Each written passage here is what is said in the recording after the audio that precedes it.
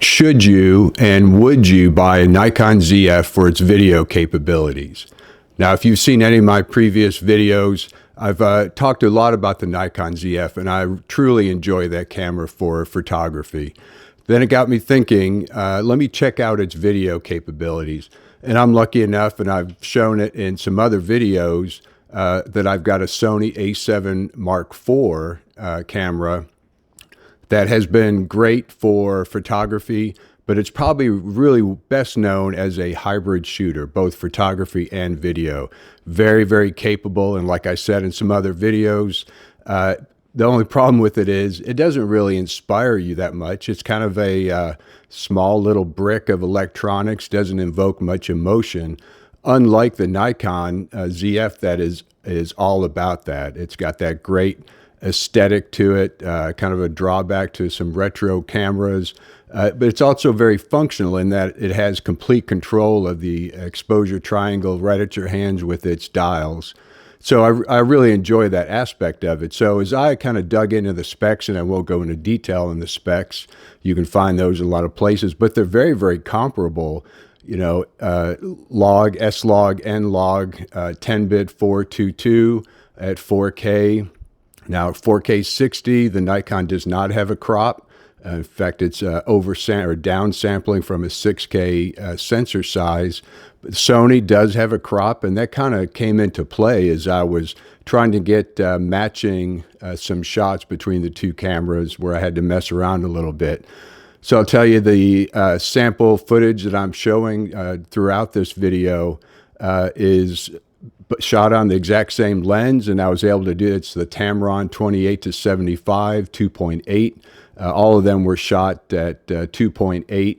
Now I'm able to use that lens, which is a Nikon or a Sony E-mount lens, through the adapter. Again, I'll post the links to my other videos where I talk about adapting lenses to the Nikon. And that little adapter has worked out great. It allows me to tap into a bunch of Sony lenses that I have, and they perform really well on the Nikon. So what I noticed is they perform very comparable, and I'll show some side-by-sides here. I think you'll agree. The controls were very simple. I really like the Nikon menus. The Sony menus have improved in the last few years. They're finally touch capable, a little bit better organized. You're able to get to what you need more, but there's still dozens and dozens of pages of menu items in the Sony that you can kind of get lost in, sometimes difficult to find what you're looking for. So to get to the question at hand, should you and would you buy a Nikon ZF for its video capabilities? And here's where I stand on that question. I don't think I would. If I were primarily a video shooter or a true hybrid where 50% video, 50% photography, the Sony's the way to go. I think it's got outstanding capabilities on both sides of the house, and it serves it very well. Unlike, say, the A7S III or the ZVE1, which really lean towards the video and do an amazing job with their smaller sensors but great low light capabilities.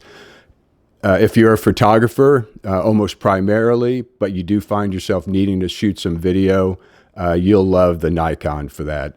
Again, very comparable capabilities.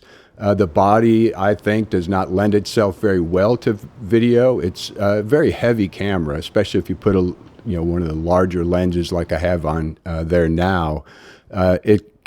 It's a little more difficult to carry around and to manipulate because it is much heavier. It's got a very dense feeling to it, which is great, again, because of its aesthetic, and it feels extremely durable. But I suppose that you could put a cage on the Nikon ZF, but to me that's just wrong and shouldn't be done. It just doesn't fit with the style. I do have an extra hand grip, but it blends right into the camera perfectly. So I can't see myself using it primarily. Right now I've got the A7IV with a cage on it and a top handle, and it works great for that. I'm able to get the shots that I really need. So take a look at some of this footage. Hopefully it answers if you've had that question. Again, if you're leaning more towards the photography side, you already know about the Nikon ZF. I think you could rest assured that you've also got a very capable video camera in your hands at the same time. So thanks. Hey, I need you to like, subscribe, and comment. The channel's doing really well, mainly based on discussions about the Nikon ZF. So take a look at my other videos. I think you'll enjoy them, and I'll see you next time. Thanks.